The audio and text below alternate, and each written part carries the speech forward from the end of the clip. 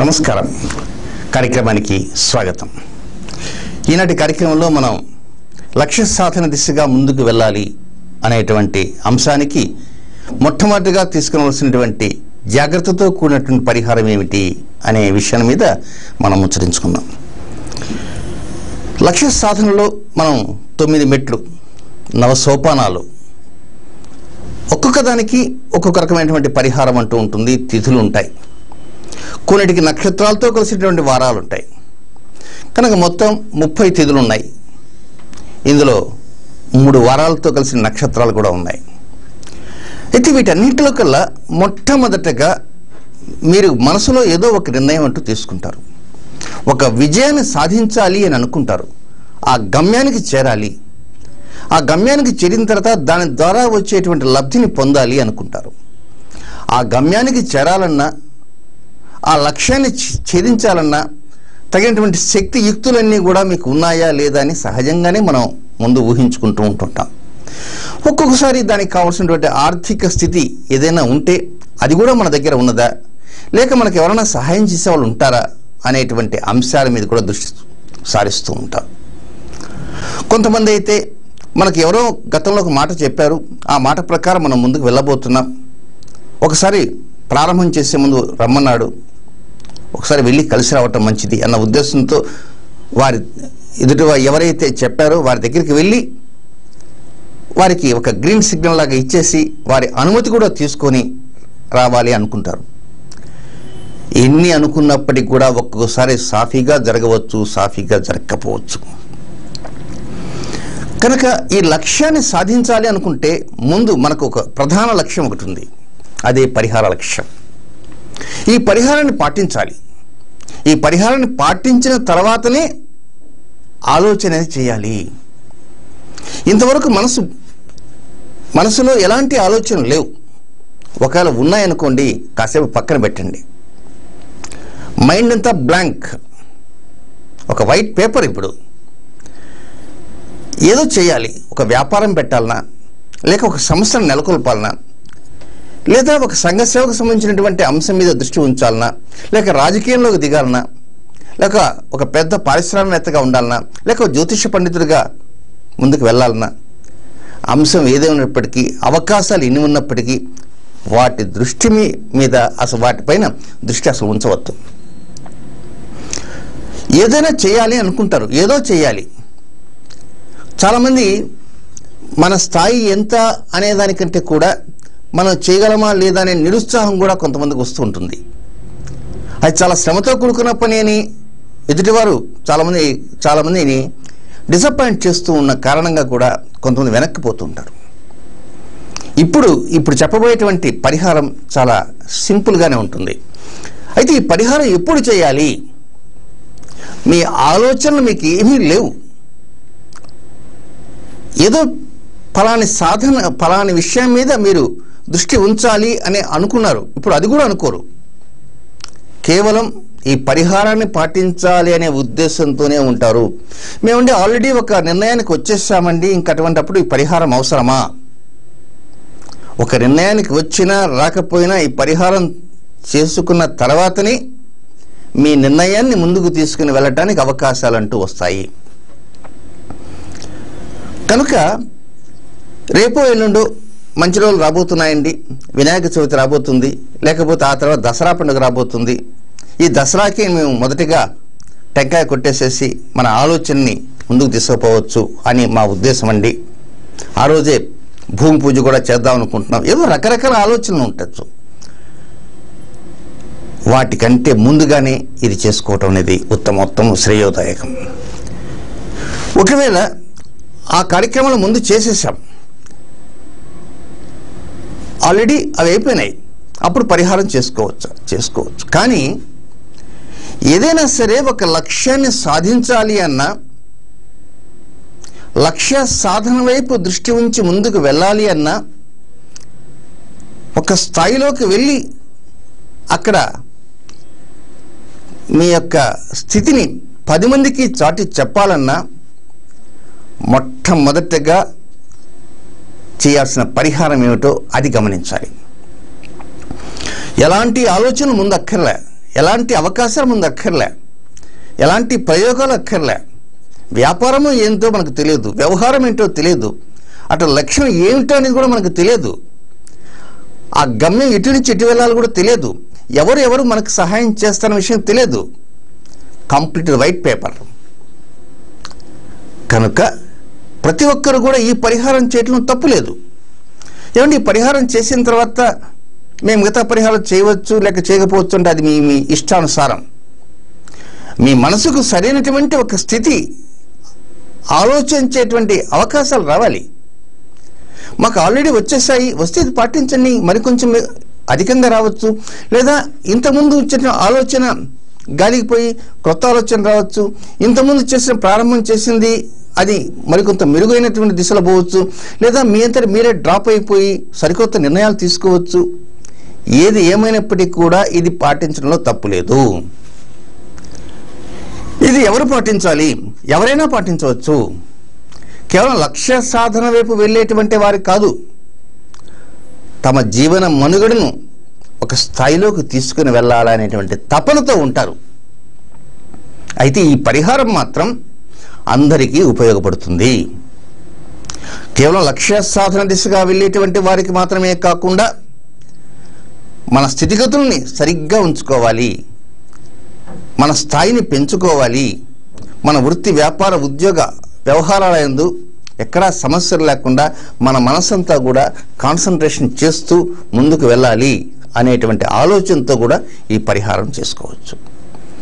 ఈ పరిహారము 4 సార్లు చేయాలి. ఆ 4 సార్లు కూడా మొదటిసారికి రెండవసారికి ఒక గ్యాప్ అంటే 1 మంత్ గ్యాప్ వస్తుంది. ఆ తర్వాత రెండవసారికి మూడవసారికి మళ్ళీ 4 నెలల దాకా గ్యాప్ వస్తుంటుంది. మూడవసారికి నాలుగవసారికి మళ్ళీ 1 మంత్ గ్యాప్ వస్తుంది. ఇక వివరాలకు వెళ్దాం. ఏమిటా అంటే మనం లక్ష్య సాధన అనేటువంటి అంశంలో అన్ని తిథులు చెప్పుకున్నాం, కానీ ఒక్క తిథి మాత్రం మనం చెప్పుకోలేం. అదే తదియ తిథి, బహుళ తదియ. కనుక ఆ బహుళ తదియ తిథి మనకు కావాలి. ప్రతి నెల కూడా వస్తుంటుంది పూర్ణిమ తర్వాత, కృష్ణపక్షంలో పాడ్యమి, విదియ, తదియ. కనుక ఆ తదియ తిథి మనకు ఇప్పుడు అవసరం. ఈ తదియ తిథి ప్రతి నెలలో వచ్చేటువంటి తదియ తిథి కూడా మనకు అవసరం లేదు. వసంత ఋతువు, శరదృతువు. వసంత ఋతువు అంటే ఉగాది ప్రారంభమయ్యేటువంటిది నెల. చైత్ర వైశాఖ మాస 2 మాసాలు కూడా వసంత ఋతువులో ఉంటాయి. శరదృతువు ఆశ్వీజ కార్తీక మాసాలు. ఆశ్వీజ కార్తీక మాసాలు ఈ 2 కూడా శరదృతువులో ఉంటాయి. కనుక మీరు ఇప్పుడు చైత్రమాసం రాలేదు కదా, రాబోయేటువంటి జైనామ సంవత్సరం దాకా వెయిట్ చేయాలంటే అవసరం లేదు.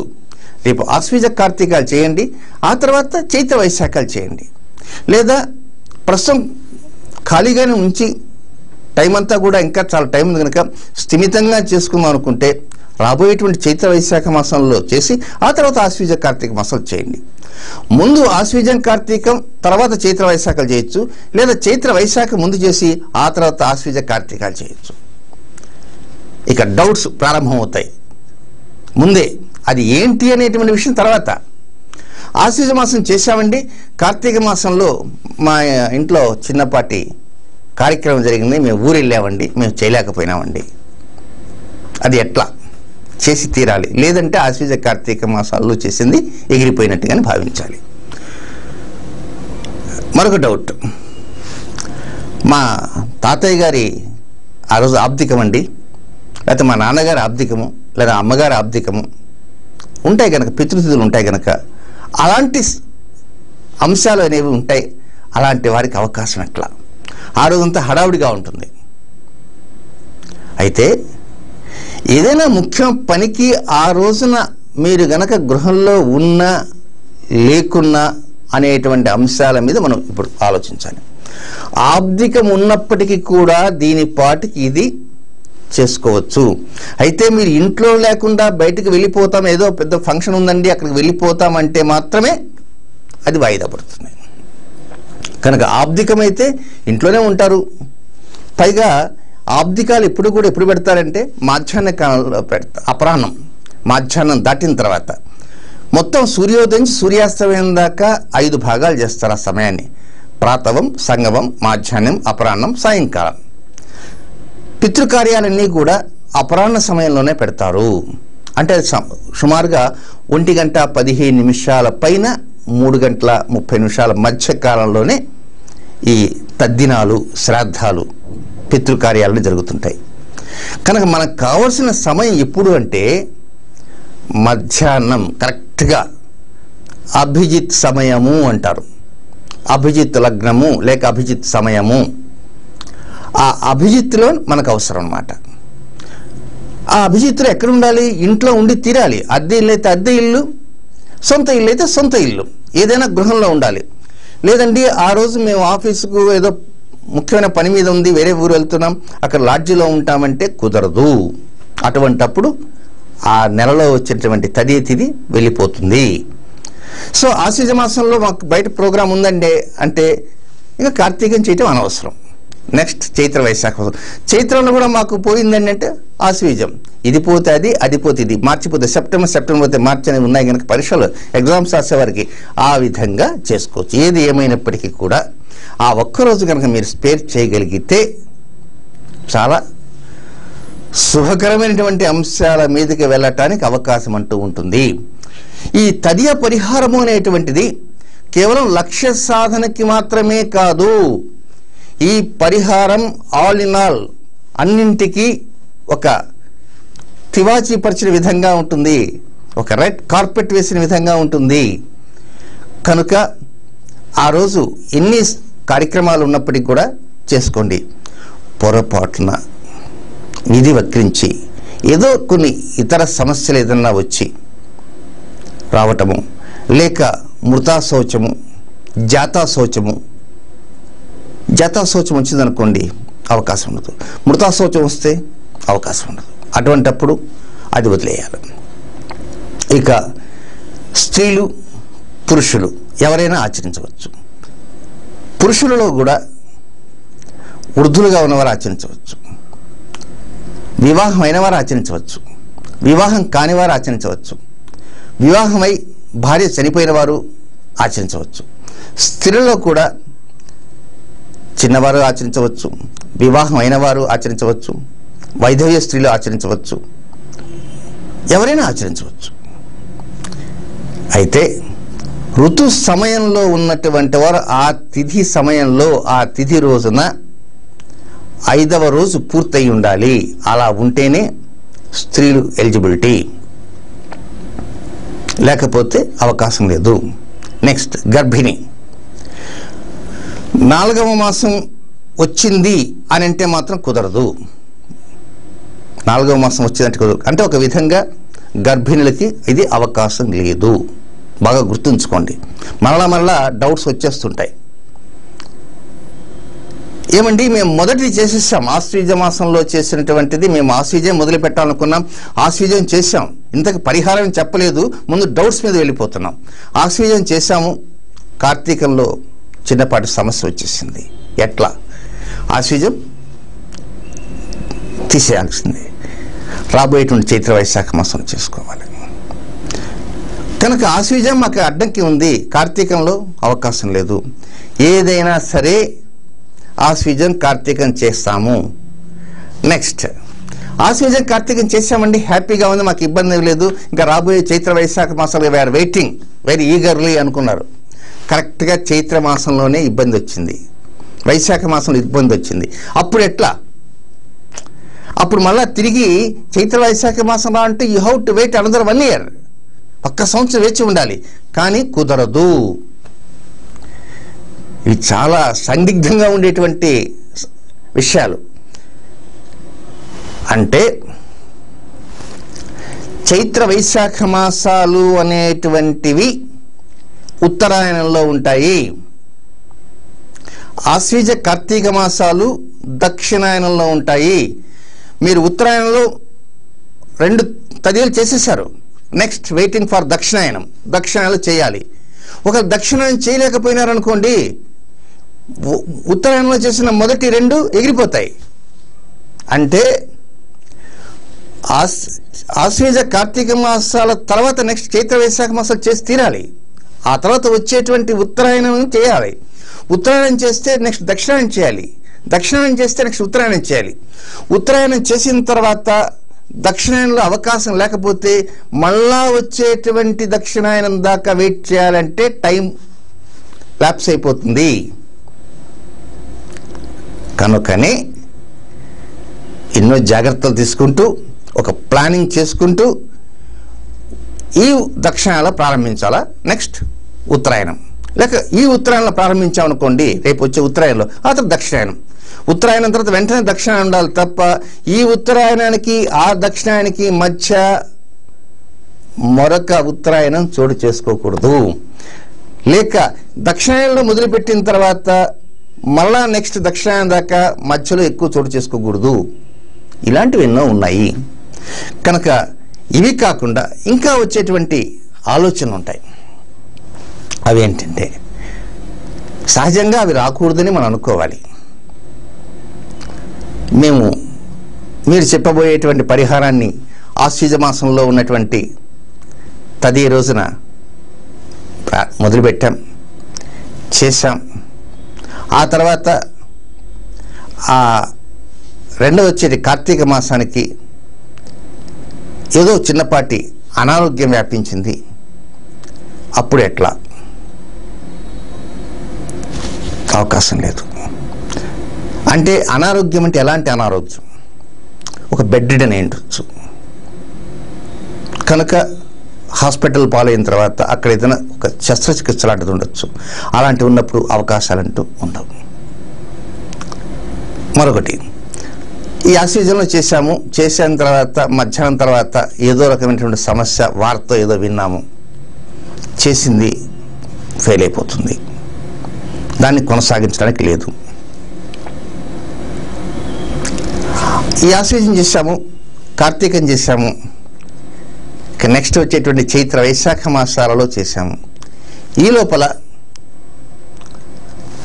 ఏదో ఒక విషాద వార్తను మనం విన్నాము, ఏదో ఒక చిన్న సంఘటన జరిగింది. ఆ సంఘటన జరిగింది కదా, ఆ నెక్స్ట్ వచ్చేటువంటి చైత్ర వైశాఖ మాసాలు ఎలా? సహజంగా సంవత్సరం తర్వాతనే కదా ఇంక చేయాలా అనేటువంటి ఆలోచన ఉంటాయి. ఎస్, సంవత్సరం వరకు వెయిట్ చేయాలి, తప్పదు. ఇక ఇంకా డౌట్లు అంటూ వస్తూ ఉంటాయి. మీకు వచ్చేటువంటి డౌట్లు వీళ్ళెంతలో నాకే ముందే నేను నిర్ణయించుకొని మీకు చెప్తున్నా. ఒకవేళ మీకు ఏదైనా ఇలాంటి డౌట్స్ కనుక వస్తే దయచేసి, ఇంకా నాకు ఆలోచన రానటువంటి డౌట్స్ కనుక మీకు కనుక వస్తే తప్పకుండా ఉత్తరం రాయండి. ఆ డౌట్కి తగిన సమాధానం తెలియజేస్తా. ఇంకా వివరాలకు వెళ్దాము. ఇప్పటికే అసలు పరిహారం ఏమిటో తెలియదు, ముందు అప్పుడే మనం డౌట్ల మీదకి వెళ్ళిపోయినాం. ఈ యువకులలో ఏ వయసు వారైనా చేయవచ్చు మనం చెప్పుకున్నాం కదా. అయితే ఇది చెయ్యాలి అంటే మినిమం వయసు అంటూ ఒకటి ముఖ్యం. 9వ సంవత్సరం నిండి ఉండాలి. అంటే కరెక్ట్గా 10వ పుట్టిన తేదీ రావాలి, 10వ సంవత్సరం పుట్టిన తేదీ జరగాలి. అయ్యా మాకు ఇది డేట్ల ప్రకారం అంటే కాదు, ఇది తిథుల ప్రకారమే, డేట్ల ప్రకారం కాదు, తిథుల ప్రకారమే. వినాయక చవితి పండగ ప్రతి సంవత్సరము భాద్రపద శుక్లపక్ష చవితి రోజే వస్తుంది. పోయిన సంవత్సరం సెప్టెంబర్ 4 వచ్చిందండి, ఈ సంవత్సరం సెప్టెంబర్ 4 కాదండి, సెప్టెంబర్ 9 రావచ్చు, లేకపోతే ఆగస్టు 28 రావచ్చు. ఏదైనా పంచాంగ గణితం ప్రకారము, శాస్త్రీయమైన పరిహార ప్రకారము తిథులతోనే మేము తీసుకుంటున్నామే తప్ప ఆంగ్లమానంతో ఉండేటువంటి తేదీలు మాత్రం కానే కాదు. కనుక మాకు గుర్తు లేదండి, అది తిథి ఏమిటో తెలియదండి అంటే ఆ డేట్ గుర్తుంటుంది కనుక, పుట్టిన తేదీ గుర్తుంటుంది కనుక ఈ రోజుల్లో ప్రతి ఒక్కరు రాసుకుంటున్నారు కనుక ఆ డేట్కు ఉన్నటువంటి తిథిని తెలుసుకోవటం పెద్ద కష్టమేమీ కాదు. కనుక దాని ప్రకారంగా నిర్ణయించుకుని 9 సంవత్సరాలు పూర్తయినటువంటి వారి చేతనే ఈ కార్యక్రమాన్ని చేయించుకోవాలి. చిన్నపిల్లలకి ఏం లక్ష్యం ఉంటుందండి, వారు ఏం సాధిస్తారు అనేటువంటి అనుమానాలు వస్తాయి. సాధించే శక్తి సంపన్నం ఆ చిన్నపిల్లలకే ఉంటుంది, పెద్దవారి కంటే కూడా. పెద్దవారు ఎన్నో ఆలోచనలు ఉంటాయి, ఒక్కోసారి వారికి ఆలోచన ఉన్నప్పటికీ కూడా ఆరోగ్యం పర్మిట్ చేయకపోవచ్చు. ఏదైనా చిన్న వయసు నుంచే కొంచెం అలవాటు చేస్తుంటే వారి చదువులలో ముందుకు వెళ్ళటానికి అవకాశాలంటూ వస్తాయి. లక్ష్య సాధన అనేది కొంచెం బాగా ఆలోచిస్తే ప్రతి మనిషికి ఇది అవసరము. ఏ దిశలో వెళ్ళాలన్నా ఒక లక్ష్యం అంటూ ఉండాలి. లక్ష్యం లేని జీవితం వృధా. గోదాట్లో పిసికిన చింతపండే ఎంత చింతపండు పిసికినా కూడా పోతూనే ఉంటుంది. కనుక ప్రతి వ్యక్తికి ఈ చెప్పబోయే పరిహారాలు అవసరం. యాతావాత చెప్పాలి అంటే మీకు లక్ష్యం ఉన్నా లేకున్నా చేయండి, నష్టం ఏమిటి? ఇంకా 9 స్టెప్స్ ఎందుకండి అంత విపులంగా చెప్పారు అని మీరు అనుకోవచ్చు. చెప్పటంలో తప్పు లేదు, వినటంలో తప్పు లేదు. విని మారిన వారు ఉన్నారు. అంతేకాదు ఆ ప్రోగ్రాంలో 9 స్టెప్స్లో 5వ స్టెప్ దాటిన తర్వాతనిచ్చే పుంఖానుపుంఖాలుగా ఈమెయిల్స్ వచ్చాయి,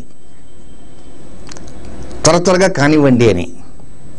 ఎందుకంటే మనకు ఆశ్వీజ మాసం చాలా దూరంలో ఉంది కనుక ఎందుకంత హడావిడి అన్న ఉద్దేశమే తప్ప మరొకటి కాదు.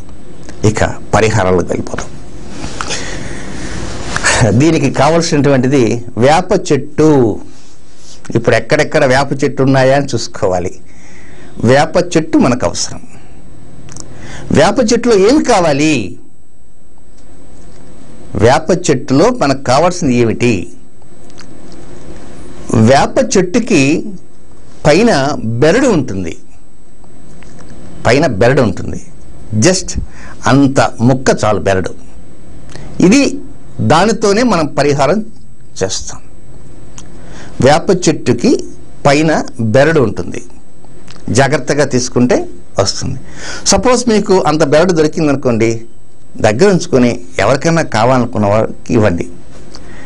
ఇక్కడ ఒక చిన్న విషయం సుమా గుర్తుంచుకోండి. మీ దగ్గర ఒక బెరడు ఉంది, ఆల్రెడీ తెచ్చుకున్నారు.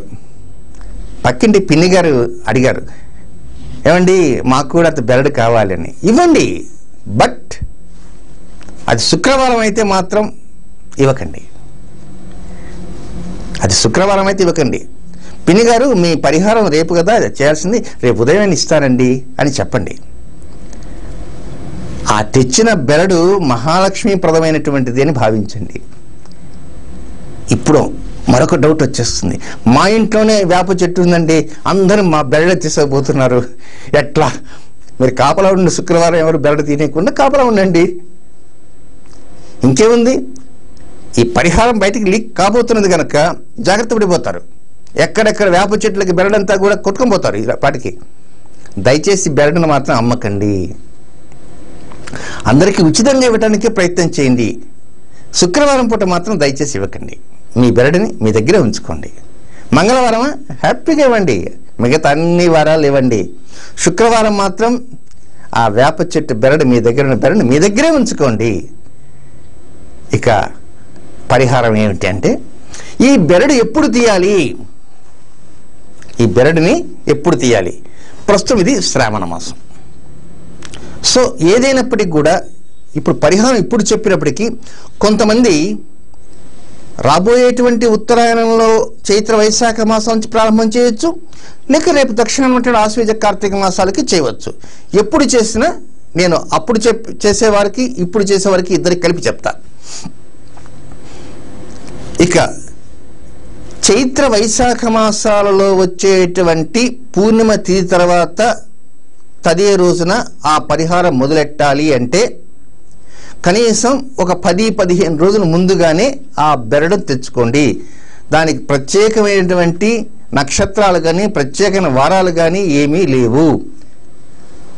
ఆ బెరడు దగ్గర తెచ్చుకున్నప్పుడు ఒకవేళ శుక్రవారం ఉందనుకోండి, ఎవరు చాటుగా లేకుండా చక్కగా తెచ్చుకోండి. అక్కడ ఓనర్ కనుక అటకా ఇస్తే మాత్రం తెచ్చుకోకండి. మీ దగ్గర ఉన్న బెరడు మాత్రం శుక్రవారం ఇవ్వకండి.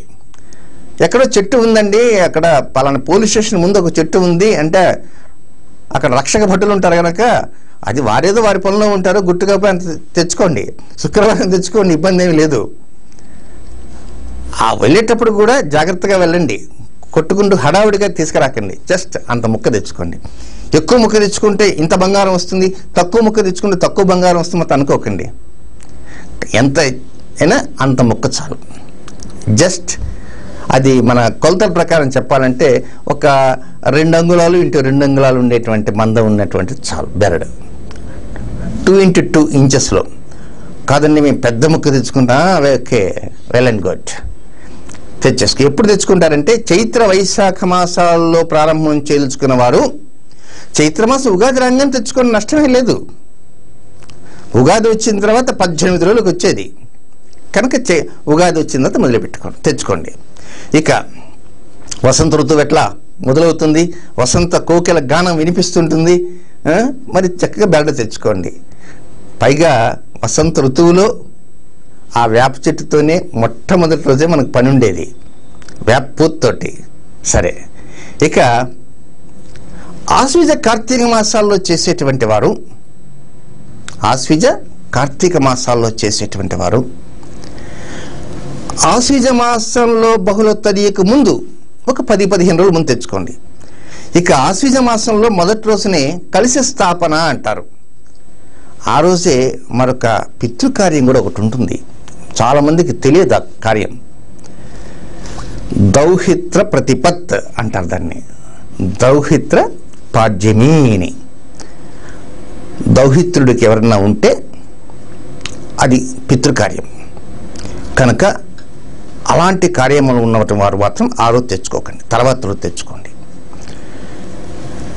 ఆశ్వీజ మాస కార్తీక మాసం ఉన్నవారు మేము ముందే భాద్రపద మాసంలో తెచ్చుకుంటామండి, లేక శ్రావణ మాసం తెచ్చుకుంటామండి అంటే తెచ్చుకోండి. ఒక్కోసారి భద్రంగా సమయాన్ని కనబడకపోతే ఇబ్బంది, కాదు 10-15 రోజులు ముందుగా తెచ్చుకోవడానికి ప్రయత్నం చేయండి. ఓకే, ఇప్పుడు ఆశ్వీజ కార్తీక మాసాలలో ఆశ్వీజ మాసంలో పాడ్యమి తిథినిచ్చే కలశ స్థాపన మొదలవుతుంది. కలశ స్థాపన ఎప్పుడు కూడా గుర్తుంచుకోండి, ఆశ్వీజ మాసంలో పాడ్యమితో కూడినటువంటి విదే రోజునే కలశ స్థాపన జరుగుతుంది.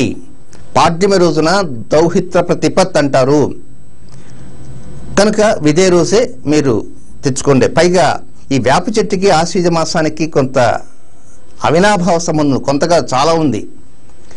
ఏం చేతనంటే చాలా వరకు గ్రామీణ వాతావరణంలో కానీ ఈ పోలేరమ్మ జాతరలు చేసేవారు కానీ, అలాగే ఇక్కడ భాగ్యనగరంలో బతుకమ్మ పండుగలు కానీ లేక ఇతర పండుగలు కానీ కొన్ని పండుగలు చేసేటప్పుడు ఈ గ్రామ శక్తులు ఏవైతే ఉంటాయో అలాంటి గ్రామ శక్తులకి వేప ఆకు కడతారు. కనుక వసంత ఋతువుకి వేప చెట్టుకి సంబంధం ఉంది, శరదృతువుకి వేప చెట్టుకి అంత సంబంధం ఉంది కనుక వేప బెరడు తెచ్చుకున్నారు. ఇక మనం అసలు విషయానికి వెళ్దాం. ఈ వేప బెరడుని చైత్రమాసంలో పూర్ణిమ తర్వాత తదియ తిథి, తదియ 10 గంటలకు వెళ్ళిపోయిందండి, మధ్యాహ్నం దాకా లేదు, నో ప్రాబ్లం, ఇబ్బంది ఏమొద్దు, సాయంత్రం దాకా ఉంది, వెరీ గుడ్. కేవలం సూర్యోదయం తర్వాత 1 గంటే ఉందండి, ఉండనివ్వండి, నష్టమే లేదు. సూర్యోదయంలో తిథి ఉంటే చాలు, అంతే. బహుళ తదియ సూర్యోదయంలో తిథి ఉన్నటువంటి రోజు మాత్రమే మీరు సెలెక్ట్ చేసుకోండి. ఈరోజు మధ్యాహ్నం ప్రారంభమైంది, రేపు ఉదయం దాకా ఉంది, ఎస్ రేపే చేయండి. మా దగ్గర గోదావరి జిల్లాలో ఒక రైటర్ పంచాంగం ఉందండి, మరి ఆ పంచాంగంలో ఉంది. ఏ పంచాంగం ఉన్నా అది ఆథరైజ్డ్ పంచాంగం ఉండాలి, దుర్గణిత పంచాంగం అయి ఉండాలి. శాస్త్రీయంగా కళ్ళకి కట్టినట్లుగా టెలిస్కోప్స్ ద్వారా చూసినా కూడా తిథి నక్షత్రాలు గ్రహణ గోచారాలు అన్నీ కూడా ప్రత్యక్షంగా కనపడేటువంటి ఏకైక గణితమే దృగ్గణితము. సశాస్త్రీయమైనది, నాసా వారి సమయానికి ఖచ్చితంగా ఉంటాయి. ఆ విధంగా తిరుమల తిరుపతి దేవస్థానం ద్వారా వచ్చేటువంటి పంచాంగం సశాస్త్రీయం కాదు అని బల్లగుద్ది వాదిస్తాను. అలాగే శ్రీకాళహస్తి దేవస్థానం ద్వారా వచ్చేటువంటి పంచాంగము సరి అయినదని చెప్తున్నాను. అలాగే క్షమించండి, శ్రీకాళహస్తి ద్వారా వచ్చే పంచాంగము సరైనది, శ్రీశైల దేవస్థానం ద్వారా వచ్చేటువంటి పంచాంగ గణితం మాత్రం అది పూర్వగణితము. మరొకసారి చెప్తాను, కన్ఫ్యూజ్ కాకుండా వినండి. తిరుమల తిరుపతి దేవస్థానం ద్వారా అచ్చు అయ్యేటువంటి పంచాంగము పూర్వగణితము, అది పూర్వగణితము, భారత ప్రభుత్వం దానికి ఆమోదం లేదు. అలాగే శ్రీశైల దేవస్థానం ద్వారా అచ్చు వచ్చేటువంటి పంచాంగము అది పూర్వగణితము, దానికి భారత ప్రభుత్వ ఆమోదము లేదు, ఆ రచయితకి లేదు. నెక్స్ట్, శ్రీకాళహస్తి దేవస్థాన పంచాంగము కర్త ములుగు రామలింగేశ్వర ప్రసాద్, వారి గణితము దుర్గణితము కనుక. అలాగే దుర్గణితం పంచాంగాలు ఏవైతే ఉంటాయో ఆ పంచాంగం ఉన్న సమయాల ప్రకారమే మీరు పాటించండి. మీరు ఖచ్చితంగా మీరు పాటించే సమయానికి తిథి ఉంటేనే సరైనటువంటి రిప్లై మీకు వస్తుంది. మీరు చేసే సమయానికి తిథి ప్రాపర్గా లేదనుకోండి, మీరు చేసినటువంటి ప్రయాస వృధా. ఇక ఏం చేయాలి? ఈరోజే బహుళ తదియ, సూర్యోదయం తర్వాత ఒక అరగంట ఉంది. చక్కగా ఆ రోజు ఉదయాన్నే తలస్నానం ఆచరించండి. కాఫీలు గిఫీలు తాగండి, ఇబ్బంది ఏమీ లేదు.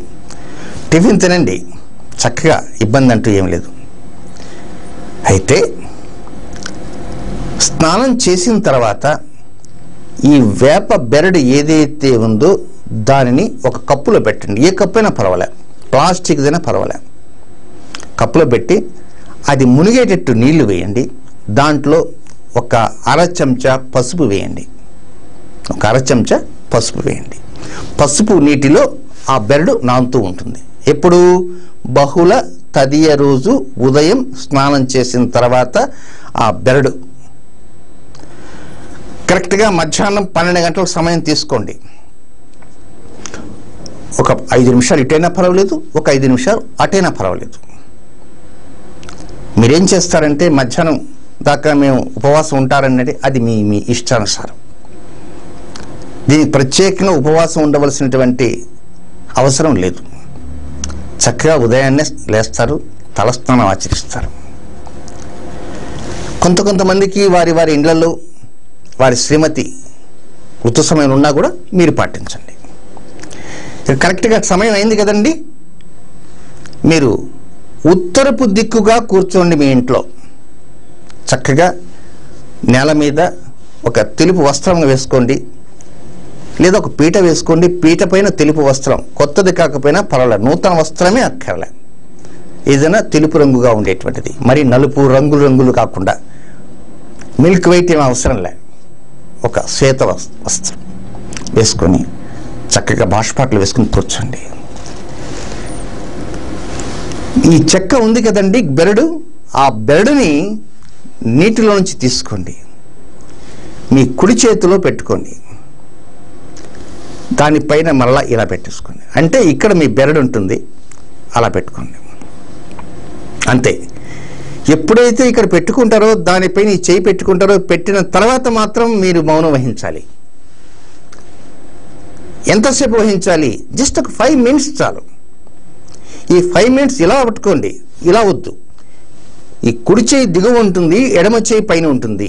అంతే తప్ప ఎడమ చేయి కింద పెట్టి కుడి చేయి పైన మాత్రం పెట్టకండి. ఉత్తరపు దిక్కుగా తిరిగి కూర్చోండి. ఒక 5 నిమిషాలు మౌనం పాటించండి. ఈ 5 నిమిషాల్లో మౌనం పాటించడం ఇది కోతి, ఇది దాని పాటిగా తిరుగుతూ ఉంటుంది. అది ఎక్కడెక్కడో తిరుగుతుంటుంది, ఎంపీల దగ్గర ఉంటుంది, ఎమ్మెల్యేల దగ్గర ఉంటుంది, సినిమా యాక్టర్ల దగ్గర ఉంటుంది, రకరకాలంటే ఆలోచనలు వేస్తూ ఉంటుంది. అది ఎన్ని ఆలోచనలు వేయని మనకు అనవసరం. మన శరీరం మన దగ్గర ఉంటే చాలా. మనసు మన దగ్గర లేకపోయినా, బుద్ధి మన దగ్గర లేకపోయినా, ఆత్మ మన దగ్గర లేకపోయినా ఇబ్బంది వద్దు. మీ శరీరం మీ ఇంట్లో మీ దగ్గర ఉండాలి, అంతవరకు చేయండి. అయ్యా ఇది నేను లాడ్జిలో ఉంటే కుదరదు, నిత్యం మీరు నిద్రపోతున్నటువంటి గృహం ఏదైతే ఉంటుందో అదే సశాస్త్రీయంగా తీసుకోండి.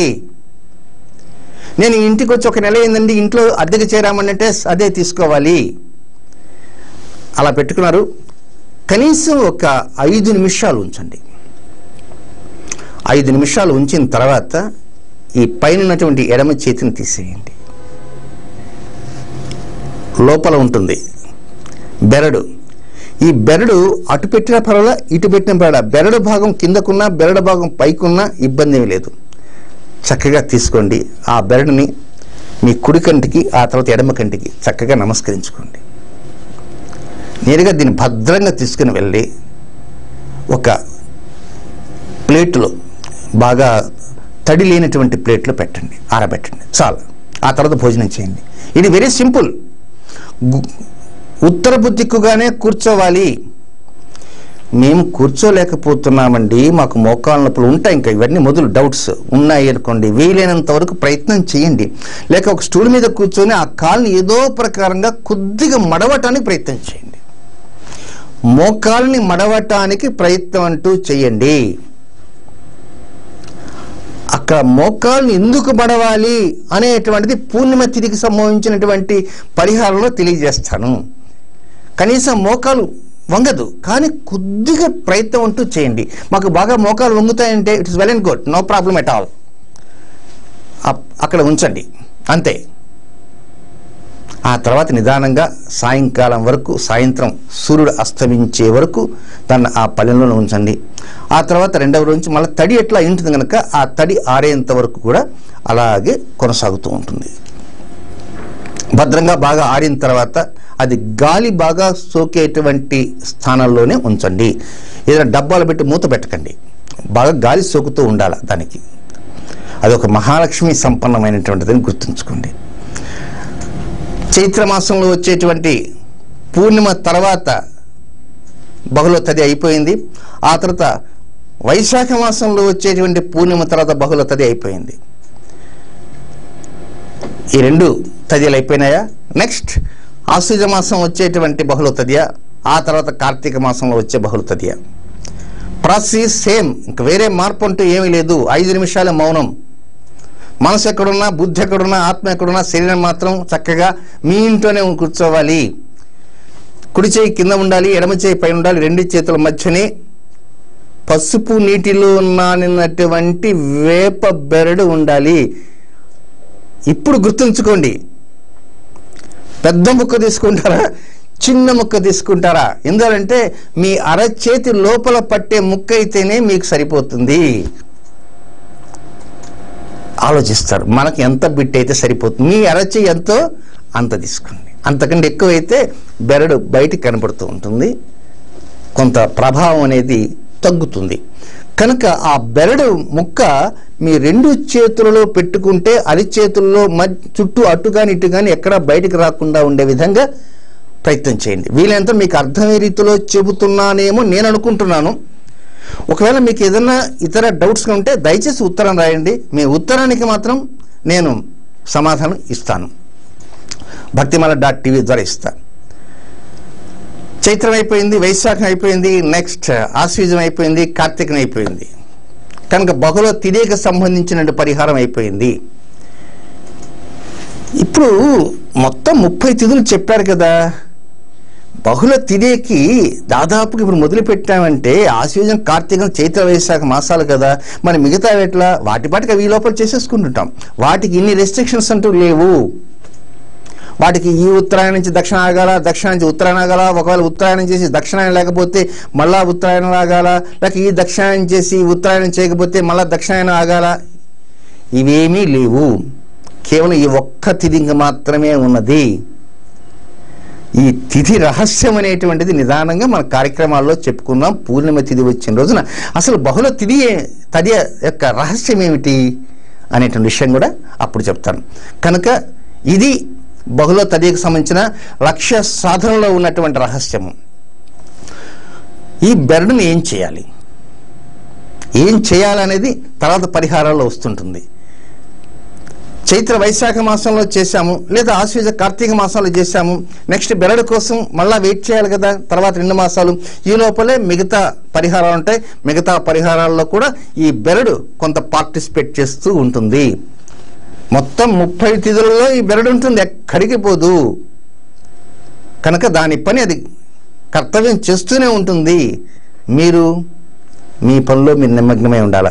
ఇది ఈనాటి కార్యక్రమం. తిరిగి రేపటి కార్యక్రమంలో మంచి అంశాలతోటి ఈ పరిహారాల పరంపరతోటి కొనసాగుతుంటుంది. కనుక తప్పకుండా మీరు వినటానికి ప్రయత్నం చేయండి. మీ బంధుమిత్రాదులకి భక్తిమాల.tvని గురించి కూడా తెలియజేయండి. నమస్కారం.